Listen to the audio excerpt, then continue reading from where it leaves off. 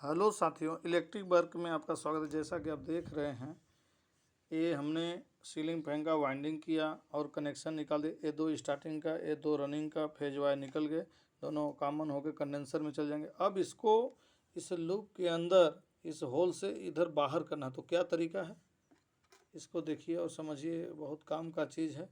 तो एक वायर लेंगे, कापर का कोई सा भी स्ट्रिप वायर, इसको इस होल में डालेंगे यहाँ से, और डाल के इधर देखिए साथियों, यहाँ पे बाहर ले लेंगे और फिर इस वायर को लपेट के ऐसे खींच देंगे, धीरे से बाहर हो जाएगा।